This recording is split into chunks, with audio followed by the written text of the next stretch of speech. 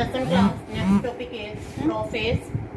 We are doing the phases of M phase. M phase is the division phase.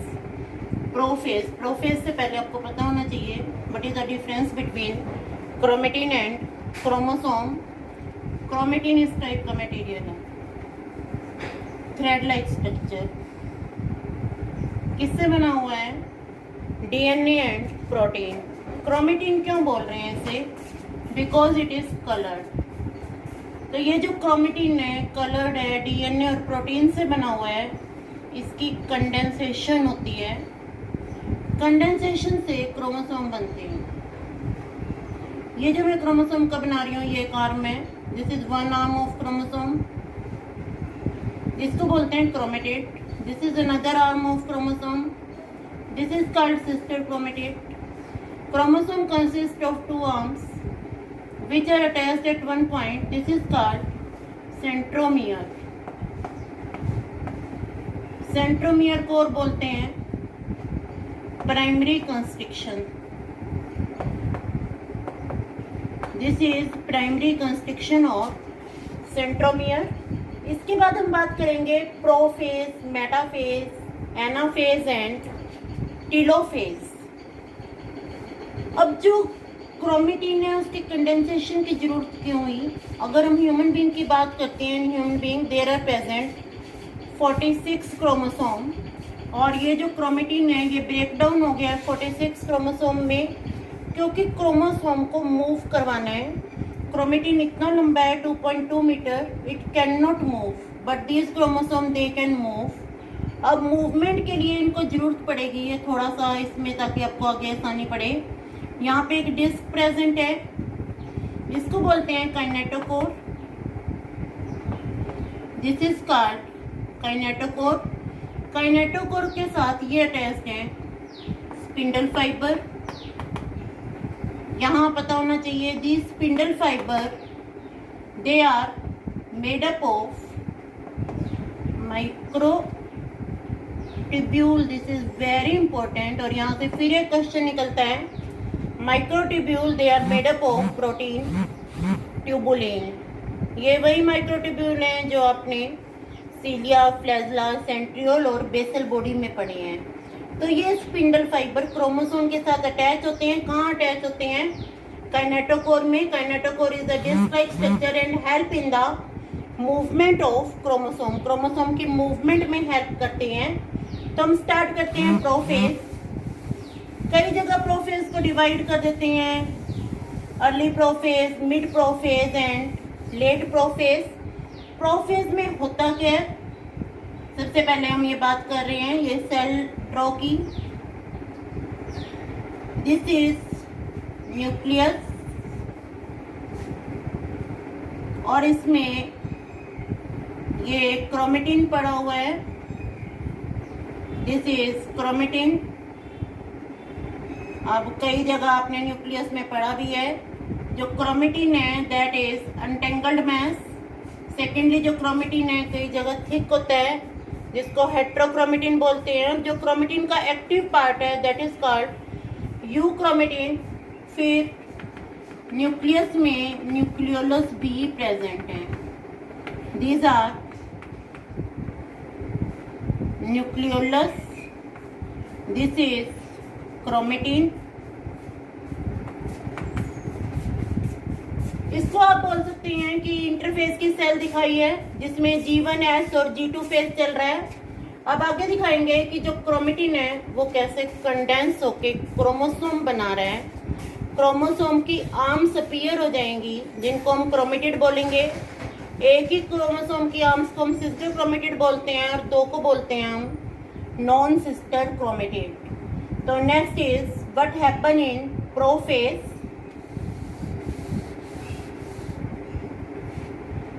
ये फिर बनाया है cell. एक आपने ध्यान रखना है जब भी आप ये ड्रॉ करेंगे सेल का साइज इंक्रीज नहीं करना ना ही डिक्रीज करना है. प्रोफेज के लास्ट में होता क्या है? जो न्यूक्लियस है, अब न्यूक्लियस को आप डॉटेड बनाएंगे क्योंकि जो न्यूक्लियर एनवेलप है ये डिसअपियर होना शुरू हो जाएगा. Golgi complex, nucleolus, endoplasmic reticulum, they all get disappear. Golgi complex, nucleolus, endoplasmic reticulum and nuclear membrane भी डिसअपियर होनी शुरू हो गई है। एक आपने और यहाँ देखना है, अब ये जो बनाया है ये सेंट्रियोल है। सेंट्रियोल पेयर में प्रेजेंट होते हैं, हमेशा आपने ऐसे पेयर में बनाना है। सेंट्रियोल की डुप्लीकेशन ऑलरेडी हो चुकी है। अब ये डुप्लीकेटेड सेंट्रियोल अपोजिट पोल पे मूव करने शुरू हो जाएंगे और साथ में क्रोमोसोम को हम दो अलग अलग कलर से बनाएंगे। क्रोमोसोम अपीयर होने शुरू हो गए हैं, इनके क्रोमेटिड भी विजिबल हैं। हम यहाँ आपने जब भी आप क्रोमोसोम बना रहे हो, आप देखना आप एक मेजर मिस्टेक करते हैं कि क्रोमोसोम 3 बना दिए, 5 बना दिए, ऐसे नहीं बनाने। क्रोमोसोम को हमेशा पेयर में बनाना है। This is 1 pair of chromosome and this is another pair.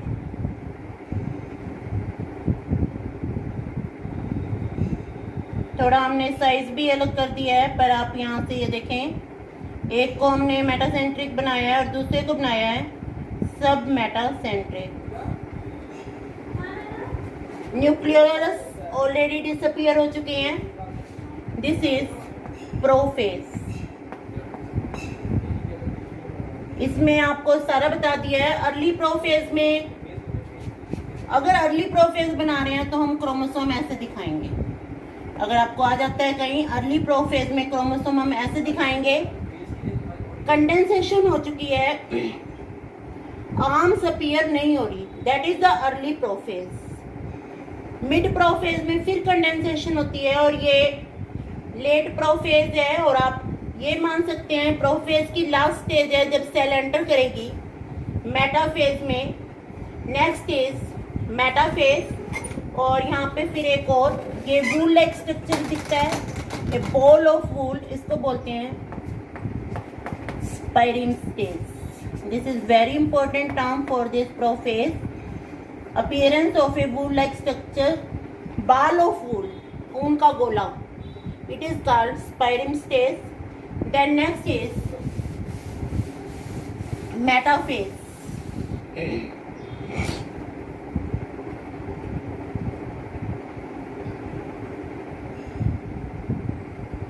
थोड़ा सा बड़ा करेंगे सेल को। अब जो आपको क्रोमेटिड दिखाए थे, क्रोमेटिड अपने अपोजिट पोल पे पहुंच चुके हैं। ये क्रोमेटिड दिखाए हैं, ये अपोजिट पोल पे पहुंच चुके हैं और इन क्रोमेटिड से ये हम दिखाएंगे formation of star like structure. These star like structure are called aster. ये एस्टर फॉर्मेशन हो रही है। अगर हम एनिमल सेल की बात करें, एनिमल सेल में सेल डिवीजन में एस्टर बनता है, जबकि प्लांट सेल में एस्टर नहीं बनता, वहाँ एन एस्टर होती है। Why? Because in plant cell centriole are absent. अब यहाँ हम बात करेंगे एक अपरेटस बनता है, that is called spindle fibre apparatus. ये इस टाइप के फाइबर आपको ड्रॉ करने हैं। ये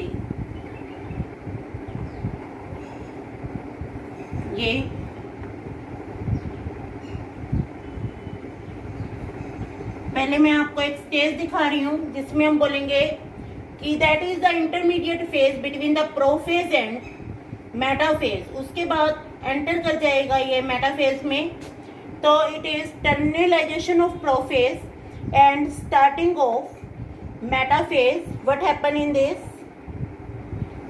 क्रोमोसोम अटैच हो गए हैं। अब क्रोमोसोम कंडेंस भी दिखाने हैं आपने, क्योंकि मेटाफेज तक क्रोमोसोम कंडेंस होते जाते हैं। क्रोमोसोम अटैच भी हो गए हैं, क्रोमोसोम कंडेंस भी हो गए हैं। पर आप यहाँ देख रहे हैं क्रोमोसोम कोई कहीं प्रेजेंट है, इनकी एक कोई सर्टेन पोजीशन नहीं है। क्रोमोसोम अटैच्ड हैं स्पिंडल फाइबर से with the help of their disc like structure that is called kinetochore. Chromosome move भी कर रहे हैं। अगर हम इस स्पिंडल अपरेटस की बात करें, ये जो मैंने ब्लू कलर से दिखाया है ये स्पिंडल अपरेटस है। इस स्पिंडल अपरेटस में आप ये वाला पार्ट देखें, यहाँ विड्थ मैक्सिमम है, तो इसको बोलते हैं हम इक्वेटोरियल प्लेट। Equatorial plate. बीच में एक फाइबर आपको दिख रहा है, ये कॉन्टिन्यूअस फाइबर है, इसके साथ क्रोमोसोम अटैच दिए हैं। This is called polar fibre और कॉन्टिन्यूअस फाइबर। और ये जो स्पिंडल फाइबर हैं जिनके साथ क्रोमोसोम अटैच्ड हैं, इनको हम बोलेंगे क्रोमोसोमल फाइबर। क्रोमोसोम इधर उधर हैं, साइज छोटा दिखाना है। इस फेज को हम बोलेंगे terminalization of prophase and starting of metaphase.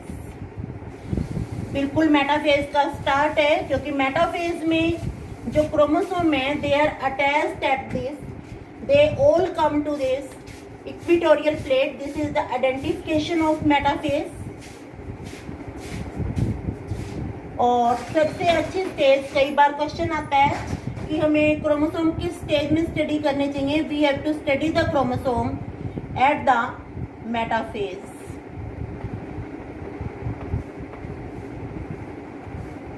Spindle fibre. एक और आपको ध्यान रखना है, क्रोमोसोम का नंबर बढ़ाना घटाना नहीं है।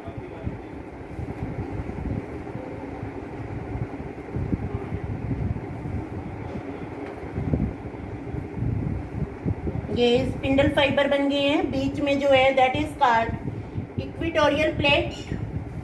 यहाँ जो स्पिंडल फाइबर बन रहा है, यहाँ अपने क्रोमोसोम दिखाने हैं। क्रोमोसोम का साइज थोड़ा और छोटा कर देना है, क्योंकि मैक्सिमम कंडेंसेशन मेटाफेज में होती है। And metaphase is the stage in which we can see the structure of chromosome की मेटासेंट्रिक हैं, सब मेटासेंट्रिक हैं। अब यहाँ पर आपने सेकेंड पेयर क्रोमोसोम का which is attached with the help of kinetochore, it is the equatorial plate. ये इक्वेटोरियल प्लेट है और this is the identification of metaphase. All the chromosome they come to the equatorial plate. What is the identification of equatorial plate? Equatorial plate is having its maximum width, that is also called metaphase plate. It is metaphase. Next is anaphase.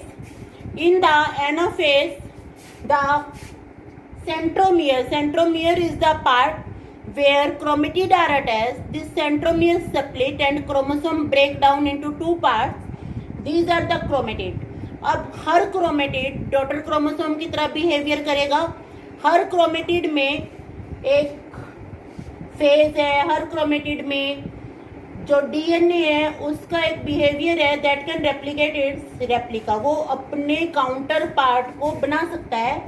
तो आगे हम बात करते हैं anaphase की। Anaphase से पहले आपको पता होना चाहिए,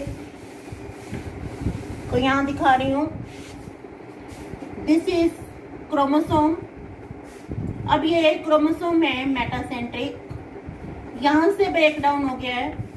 जो सेंट्रोमियर है वो स्प्लिट हो गया है। क्रोमोसोम कैसा दिखाई देगा आपको? ये वी शेप होगा। अगर वी शेप है तो हम कहेंगे मेटासेंट्रिक है। अब हम बात करते हैं सब मेटासेंट्रिक की। दिस इज सब मेटासेंट्रिक। ये यहाँ से ब्रेक डाउन हो गया है, ये आपको दिखेगा एल शेप। ये इसमें सेंट्रोमियर है जहाँ ये ब्रेक डाउन हुआ है। इसके बाद हम बात करते हैं एक्रोसेंट्रिक। एक्रोसेंट्रिक में बहुत ज़्यादा अनइक्वल लेंथ होती है। यहाँ से सेंट्रोमियर स्प्लिट हो गया है। क्रोमोसोम आपको दिखेगा नियर अबाउट जे शेप। और अगर हम बात करें टीलोसेंट्रिक क्रोमोसोम की, ये टीलोसेंट्रिक क्रोमोसोम है, यहाँ पर आपको क्रोमोसोम दिखेगा I shape, can not see. Then this is V shape. V shape अगर क्रोमोसोम है तो इसको हम क्लियरली देख सकते हैं। वी शेप है तो हम कहेंगे मेटासेंट्रिक है, एल शेप है सब मेटासेंट्रिक है, अगर जे शेप है एक्रोसेंट्रिक है, और आई शेप है तो हम कहेंगे क्रोमोसोम टीलोसेंट्रिक है। तो एनाफेज में इसकी ब्रेकडाउन होगी है, यहीं पे मैं आपको बता रही हूँ ये। और क्रोमोसोम मूव कर रहे हैं। इसमें जो सबसे इंपॉर्टेंट पॉइंट है, दिस इज एनाफेज। इसमें एक पॉइंट आता है क्रोमोसोम मूव।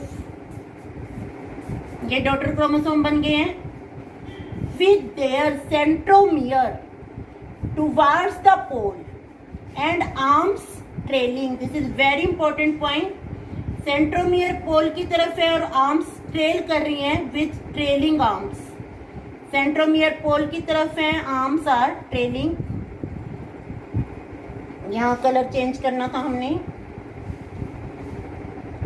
और ये कब तक होता रहता है? ये तब तक होता है जब तक क्रोमोसोम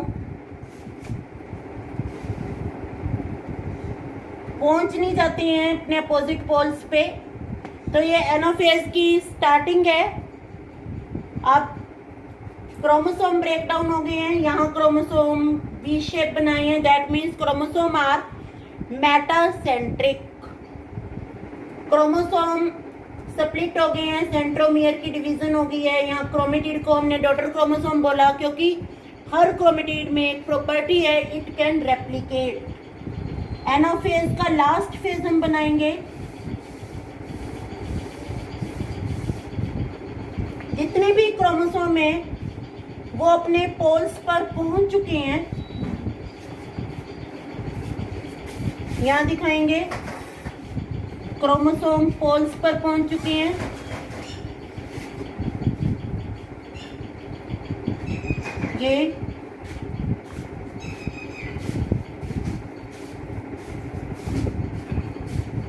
ये क्रोमोसोम पोल्स पे पहुंच चुके हैं। This is the last anaphase. और यहाँ स्पिंडल फाइबर जो बचे हुए हैं वो बाद में डिसअपीयर हो जाएंगे। अब लास्ट फेज आएगा जिसमें सेल डिवाइड करती है, that is called telophase. Telophase में जो प्रोफेज में गायब हुआ था, न्यूक्लियर मेम्ब्रेन ब्रेकडाउन हुई थी, न्यूक्लियर मेम्ब्रेन द्वारा से आ जाएगी, न्यूक्लियोलस आ जाएगा, एंडोप्लाज्मिक रेटिकुलम आ जाएगा, गोल्जी कॉम्प्लेक्स आ जाएगा, क्रोमोसोम जो हैं वो लंबे हो जाएंगे और उसको फिर हम क्रोमेटिन बोलेंगे। और जो सेल है वो डिवाइड करने के लिए तैयार हो जाएगी। तो टीलोफेज तक करेंगे हम, फिर हम करेंगे साइटोकाइनेसिस। यहाँ टीलोफेज है। थोड़ी सी सेल को आप इलोंगेट करें। यहाँ आप दिखाएं न्यूक्लियर मेम्ब्रेन फिर से आ गई है। ये न्यूक्लियर मेम्ब्रेन रीअपीयर हो गई है। जो प्रोफेज में गायब हुआ था, Golgi complex, endoplasmic reticulum, nucleolus, ये सभी अपीयर होने लगे हैं। तो इनकी अपीयरेंस आपको दिखानी है। 2 न्यूक्लियोलस आप दिखा सकते हैं। और ये जो क्रोमेटिड थे ये द्वारा से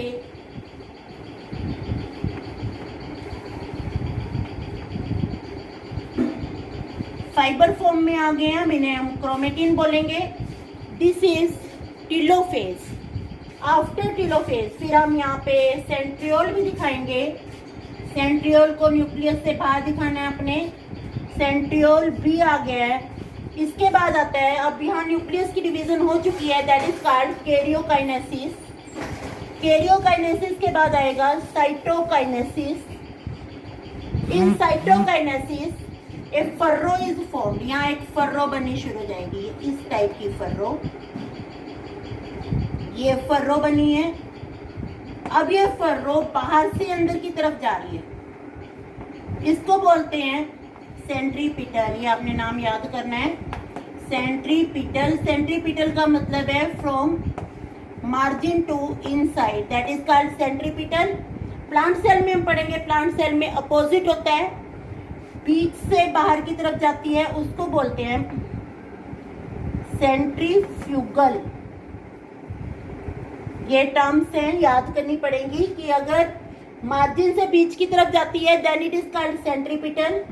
फर्रो डिपन्स हो रही है, अंदर की तरफ जा रही है, and this cell get divide into 2 तो आप इसमें देख रहे हैं सबसे पहले क्या हुआ, सबसे पहले हुआ karyokinesis, that is the division of nucleus, followed by cytokinesis, that is the division of cytoplasm with the help of furrow, that is the constriction going from margin toward inside, it is called centripetal.